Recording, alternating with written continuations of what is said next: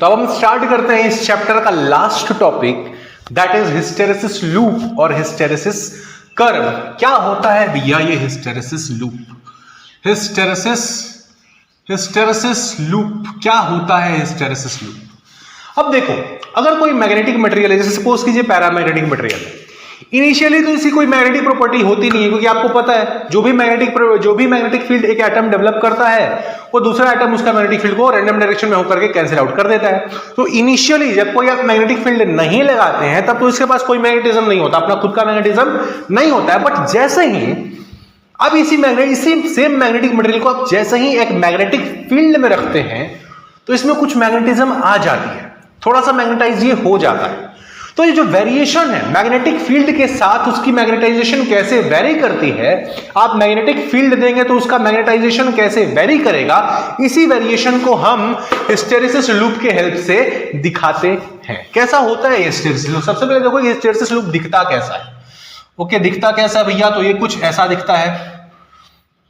यहां पर x axis पर हम दिखाते हैं magnetising field, intensity of magnetising field H दिखाते हैं, और वर्टिकल एक्सिस M पर हम दिखाते हैं मैग्नेटाइजेशन और इंटेंसिटी ऑफ मैग्नेटाइजेशन। भैया की मैग्नेटिक फील्ड आपने दिया तो ये कितना मैग्नेटाइज हुआ वो हम वर्टिकल एक्सिस पे दिखाते हैं। ये कुछ ऐसा दिखता है आपका, ये कर्व जो होता है वो कुछ इस प्रकार से आपका दिखता है। अब ऐसा क्यों दिखता है इसको हम समझेंगे, बारीकी से समझेंगे कि हमने कर्व ऐसा ही क्यों ड्रॉ किया। राइट, तो ये हुआ आपका हिस्टेरेसिस लूप। अब समझना कि यहां पर ये हो क्या रहा है, क्यों ऐसे बन रहा है। सपोज कीजिए कि ये था, यहां पर आप दिखा रहे हो इंटेंसिटी ऑफ मैग्नेटाइजिंग फील्ड, जो आप मैग्नेटाइजिंग फील्ड दे रहे हैं उसको आप हॉरिजॉन्टल एक्सिस H पर दिखा रहे हैं, राइट। और जो मैग्नेटिज्म उसके मटेरियल के अंदर, मैग्नेटिक मटेरियल के अंदर जो मैग्नेटिक फील्ड जनरेट हो रहा है, जो मैग्नेटाइजेशन हो रहा है, जो मैग्नेटिज्म जनरेट हो रहा है उसको आप वर्टिकल एक्सिस पर दिखा रहे हैं M पर, राइट। तो इनिशियली जब कोई मैग्नेटिक फील्ड नहीं था, जब H की वैल्यू 0 थी तब M की भी वैल्यू 0 थी, राइट। कोई मैग्नेटिक फील्ड था ही नहीं, तो भैया मैग्नेटिक मटेरियल काहे के लिए मैग्नेटिज्म शो करेगा? नहीं शो करेगा। बट जैसे ही आपने मैग्नेटिक फील्ड दिया, जैसे ही आपने मैग्नेटिक फील्ड की इंटेंसिटी बढ़ाई, जैसे ही आपने H को बढ़ाया, इसके अंदर कुछ मैग्नेटिज्म जो है वो जनरेट हो गया, थोड़ा सा मैग्नेटाइजेशन इसके अंदर आ गया, राइट। बट ऐसा नहीं है कि आप बढ़ाते चले जाएंगे तो ये भी मैग्नेटाइज होते चले जाएगा, भाई उसकी भी मैग्नेटाइज होने की लिमिट है। तो सपोज कीजिए आपने मैग्नेटिक फील्ड को कुछ बढ़ाया तो यहां पर मैग्नेटिज्म जनरेट हुआ M। बट एक बात बताओ, ये M क्यों जनरेट हुआ? ये जो इसके अंदर मैग्नेटिज्म जनरेट हुआ वो क्यों जनरेट हुआ? क्योंकि आपने मैग्नेटिक फील्ड को बढ़ाया। तो अगर आप मैग्नेटिक फील्ड को हटा लेंगे, तो होना क्या चाहिए था? क्योंकि ये इसी के चलते बना था, तो अगर आप मैग्नेटिक फील्ड को हटा लेते तो ये मैग्नेटिज्म वापस खत्म हो जाता, मैग्नेटिज्म भी 0। अगर आपका H 0 हो जाए तो M भी 0 हो जाना चाहिए। बट होता क्या है? होता ये है कि जैसे ही आपका H 0 होता है, जैसे ही आपका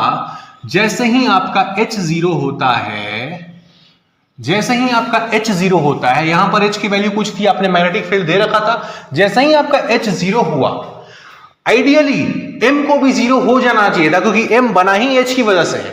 बट M 0 नहीं होता।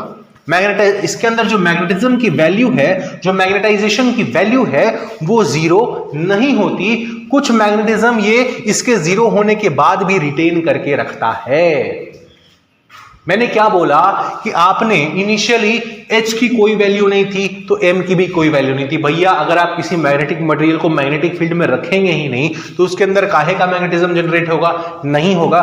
बट जैसे ही आपने मैग्नेटिक फील्ड दिया, जैसे ही आपने मैग्नेटिक फील्ड H को बढ़ाया, इसके अंदर मैग्नेटिज्म जनरेट हुआ, और H बढ़ने से इसके अंदर सपोज कीजिए मैग्नेटाइजेशन हो गया आपका M। बट M हुआ क्यों था?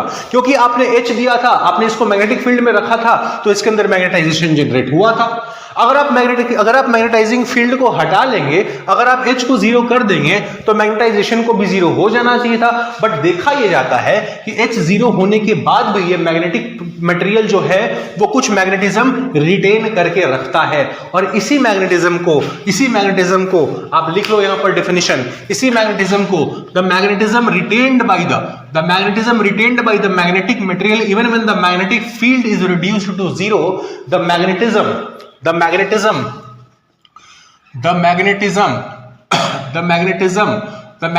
retained the magnetism retained by the magnetism retained by the magnetism retained by the magnetic material, the magnetism retained by the magnetic material even when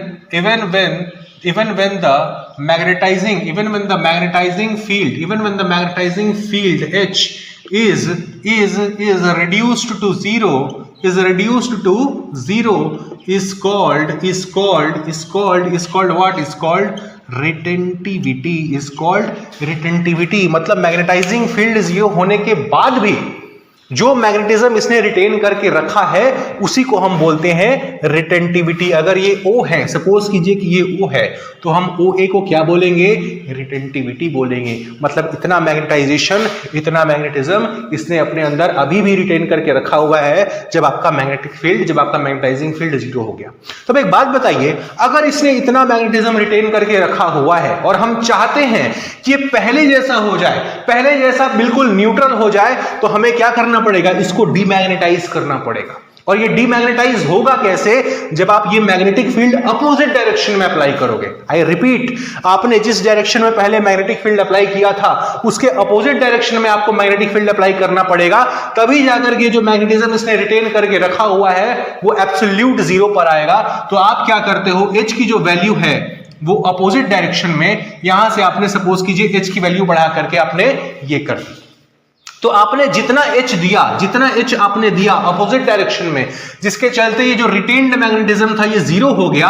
पहले रिटेन्ड मैग्नेटिज्म यहां पर इतना था, बट यहां आते आते देखिए M की जो वैल्यू है वो अब जीरो हो चुकी है। तो जितना मैग्नेटिक फील्ड आपने अपोजिट डायरेक्शन में कितना दिया, आपने इतना मैग्नेटिक फील्ड दिया, आपको देना पड़ा अपोजिट डायरेक्शन में, आपको इतना मैग्नेटाइजिंग फील्ड देना पड़ा, तब जाकर के जो रिटेंटिविटी की वैल्यू है वो जीरो हुई।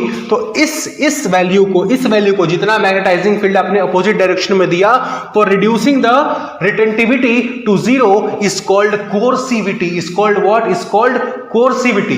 The magnetic field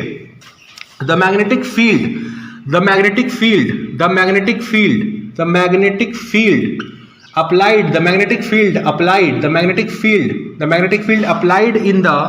magnetic field or the magnetizing field applied in the opposite direction to completely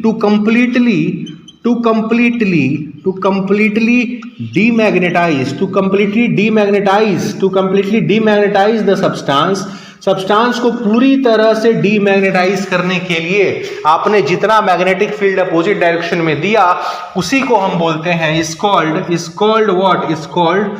called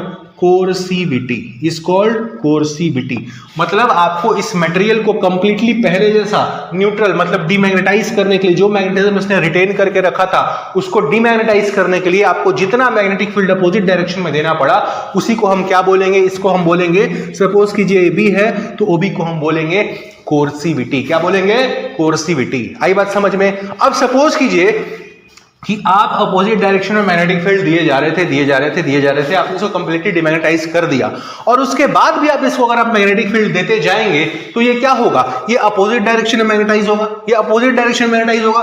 suppose कीजिए अपोजिट डायरेक्शन में मैग्नेटाइज होते होते यहां तक पहुंच गया। अब अगर आप वापस मैग्नेटिक फील्ड को जीरो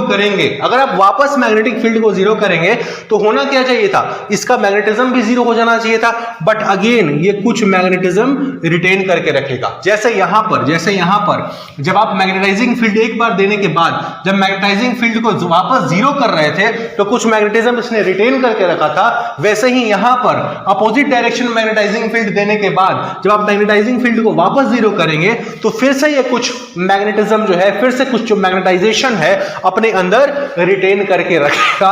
अगेन इसको भी हम क्या बोलेंगे? रिटेंटिविटी होता क्या है? The magnetism retained by the magnetic material even when the magnetising field is reduced to zero is called retentivity. तो आपने अपोजिट डायरेक्शन में मैग्नेटिक फील्ड दिया था, आपने मैग्नेटिक फील्ड हटा भी लिया, फिर भी इसके अंदर अपोजिट डायरेक्शन में जो मैग्नेटिज्म रह गई उसको हम क्या बोलेंगे? रिटेंटिविटी। अब अगेन इस रिटेंटिविटी को हटाने के लिए, अपोजिट डायरेक्शन में जो ये मैग्नेटाइज हुआ है इसको हटाने के लिए आप फिर क्या करेंगे? आप इसके अपोजिट डायरेक्शन में आप फिर से मैग्नेटिक फील्ड देंगे, तो आपका कुछ दूर जाने के बाद ये क्या होगा? ये पूरी तरह से फिर से जो आपका ये मटेरियल है वो डीमैग्नेटाइज होगा और ये लूप इस तरह से चलते चलेगा। आप एक बार मैग्नेटाइजिंग फील्ड देंगे, मैग्नेटाइज हो जाएगा, फिर आप बोलेंगे भैया कि अब डीमैग्नेटाइज हो जाओ, अब मैग्नेटिक फील्ड हटा रहे हैं, बट ये डीमैग्नेटाइज होगा नहीं। फिर आपको कंप्लीटली डीमैग्नेटाइज करने के लिए वो क्या करना पड़ेगा, अपोजिट डायरेक्शन मैग्नेटिक फील्ड देना पड़ेगा। अपोजिट डायरेक्शन में आप मैग्नेटिक फील्ड थोड़ा सा और दे देंगे, ये अपोजिट डायरेक्शन मैग्नेटाइज हो जाएगा। फिर आप बोलेंगे भैया अब मैग्नेटाइजिंग फील्ड हटा रहे हैं, तुम वापस से डीमैग्नेटाइज हो जाओ, बट ये वापस से डीमैग्नेटाइज नहीं होगा, ये कुछ मैग्नेटिज्म फिर से रिटेन करके रखेगा, और फिर इसको कंप्लीटली डीमैग्नेटाइज करने के लिए आपको वापस अपोजिट डायरेक्शन मैग्नेटिक फील्ड देनी पड़ेगी। फिर आप वापस अपोजिट डायरेक्शन मैग्नेटिक फील्ड देंगे, ये और मैग्नेटाइज हो जाएगा। तो इस तरह से ये लूप चलता चलेगा, और इसी लूप को हम क्या बोलते हैं, हिस्टेरेसिस लूप। क्या बोलते हैं, हिस्टेरेसिस लूप। आप देख रहे हैं कि पहले शुरुआत में H जब आप बढ़ाए थे तो M बढ़ा था, H और M दोनों साथ साथ निकले थे। सपोज कीजिए कि H आपने बढ़ाया, M भी बढ़ा साथ में, जैसे ही आपने मैग्नेटाइजिंग फील्ड दिया कुछ सब्सटेंस मैग्नेटाइज हो गया, H और M दोनों साथ साथ निकले थे। बट जब वापस आने की बात हुई तो H तो वापस जीरो पे आ गया, बट M जीरो पर वापस नहीं आया। जब यहां पर H तो जीरो हो गया बट M जीरो नहीं आया, M अभी भी वहीं बैठा है। तो the curve which shows the lagging of magnetization with respect to the applied magnetizing field is called hysteresis loop. The curve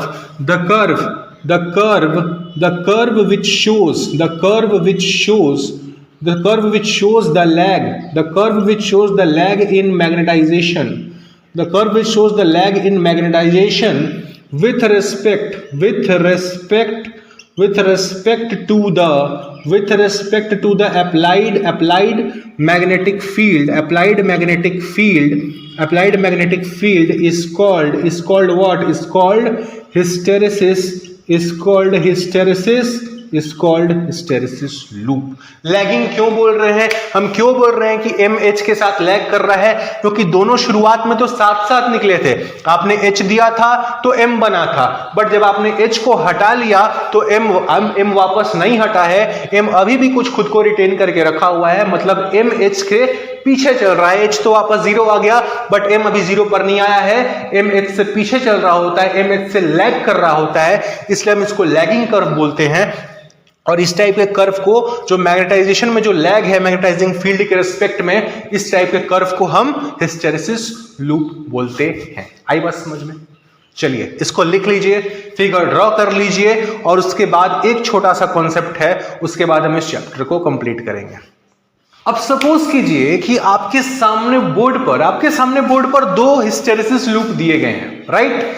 एक हिस्टेरेसिस लूप ये वाला है, दूसरा हिस्टेरेसिस लूप ये वाला है। आपको देख करके, इन दोनों लूप्स को देख करके आपको बताना है कि कौन सा hysteresis loop soft ferromagnetic material के लिए है और कौन सा hysteresis loop hard ferromagnetic material का। आई रिपीट, दोनों कर्व्स दो अलग अलग मटेरियल्स के लिए हैं, एक फेरोमैग्नेटिक मटेरियल सॉफ्ट है, दूसरा फेरोमैग्नेटिक मटेरियल हार्ड है। आपको देख करके इन दोनों कर्व्स को बताना है कि कौन सा लूप सॉफ्ट फेरोमैग्नेटिक मटेरियल के लिए है और कौन सा लूप हार्ड फेरोमैग्नेटिक मटेरियल के लिए है।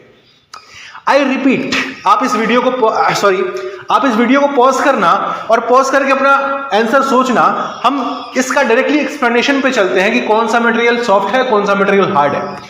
अब एक बात बताओ, सपोज करो दो बच्चे हैं, एक बच्चा बहुत ही सॉफ्ट नेचर का बच्चा है, एक बच्चा बहुत ही हार्ड नेचर का बच्चा है। सॉफ्ट नेचर मतलब क्या कि आप उसको जो बोलोगे आपकी बात वैसे मान लेगा। अगर आप उसको बोलोगे बेटा यहां जाओ, वहां जाके बैठ जाएगा।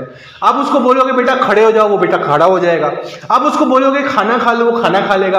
आप उसको बोलोगे टीवी मत देखो, टीवी बंद कर देगा। ये बच्चा सॉफ्ट बच्चा है, बहुत ही आदर्श बच्चा है, सबकी बात मानता है, डिसिप्लिन बच्चा है। एक बच्चा है हार्ड बच्चा।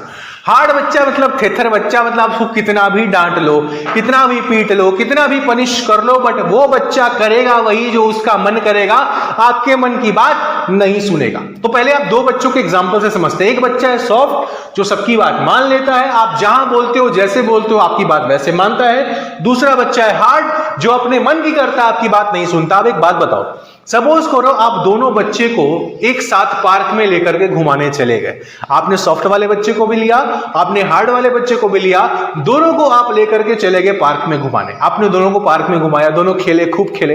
अब जब शाम हुआ तो बोले चलो बेटा अब रात हो रही है, अब वापस घर चलते हैं। तो जो सॉफ्ट वाला बच्चा होगा और हार्ड वाला बच्चा होगा, दोनों का पार्क से आने का मन तो होगा नहीं भाई। पार्क जाने के बाद बच्चे आने का मन तो किसी बच्चे का नहीं करता है, तो आने का मन तो दोनों का नहीं होगा। बट जो सॉफ्ट वाला बच्चा है वो आपकी बात सुनेगा, वो आपकी बात मानेगा, क्योंकि वो आदर्श बच्चा है, वो आपकी बात सुनता है। तो जैसे ही आपने कहा कि चल बेटा वापस अब घर चलते हैं, रात हो रही है, वो आपके साथ तुरंत वापस चलने को तैयार हो गया। बट जो हार्ड वाला बच्चा है, जो आपकी बात नहीं सुनता, जो थित्थर है, जो डांटने के बाद भी आपकी बात नहीं मानता, वो बोलेगा नहीं अभी मैं और खेलूंगा। आपको जाना है तो आप घर जाइए, मैं अभी घर नहीं आऊंगा। ऐसा होता है कि नहीं होता है? जो बच्चे बहुत बदमाश होते हैं, इनडिसिप्लिन्ड होते हैं, वो आपकी बात नहीं सुनते हैं। तो हार्ड वाला बच्चा बोलेगा आपको जाना है तो जाओ, मैं अभी नहीं आऊंगा। सेम कॉन्सेप्ट को यहां पर अप्लाई करिए। इस मटेरियल में जो रिटेंटिविटी की वैल्यू है वो कम है, इस मटेरियल में जो रिटेंटिविटी की वैल्यू है वो ज्यादा है। चले तो दोनों साथ में थे, घर से दोनों साथ में निकले थे, साथ में दोनों पार्क तक दोनों साथ में ही गए। ये भी पार्क तक गया, ये भी पार्क तक गया। जब वापस आने की बारी आई, मतलब जब मैग्नेटाइजिंग फील्ड को जीरो करने की बारी आई, जब आपने मैग्नेटाइजिंग फील्ड देना शुरू किया था, दोनों मैग्नेटाइज हो गए थे। ये भी मैग्नेटाइज हुआ, ये भी मैग्नेटाइज हुआ, दोनों साथ में पार्क तक गए। बट जब पार्क से वापस आने की बारी आई, जब मैग्नेटाइजिंग फील्ड वापस जीरो करने की बारी आई, एक ने अपना मैग्नेटिज्म कम कर लिया, बट दूसरा अपना मैग्नेटिज्म कम करने को रेडी है ही नहीं। एक वापस घर आने को तैयार हो गया, बट दूसरा घर आने को रेडी है ही नहीं। तो जिस मटेरियल की रिटेंटिविटी कम हो चुकी है, जिस मटेरियल में मैग्नेटिज्म कम हो चुका है, वो किस तरह का मटेरियल होगा? सॉफ्ट फेरोमैग्नेटिक मटेरियल होगा। बट जो मटेरियल मैग्नेटाइजिंग फील्ड कम होने के बाद भी अपनी मैग्नेटिज्म छोड़ने को तैयार नहीं है, जिसकी रिटेंटिविटी ज्यादा है, वो कौन सा मटेरियल होगा? वो होगा हार्ड फेरोमैग्नेटिक मटेरियल। आई बात समझ में? तो ये था भैया आपका हिस्टैरिसीस लूप। बहुत ही आसान भाषा में अच्छे से आपको हिस्टैरिसीस लूप समझा दिया जा चुका है। अब आपको करना क्या है? इसको ड्रॉ करना है, नोट्स बनाने हैं और कल क्लास में तैयार होकर के आना है। ठीक है, तो इसी के साथ आपका मैग्नेटिज्म चैप्टर होता है समाप्त। नोट्स कंप्लीट कीजिए और जैसे ही आप क्लास आएंगे, आप लोगों का होगा टेस्ट, इलेक्ट्रोस्टैट से लेकर के मैग्नेटिज्म तक का टेस्ट। चलिए, थैंक यू वेरी मच।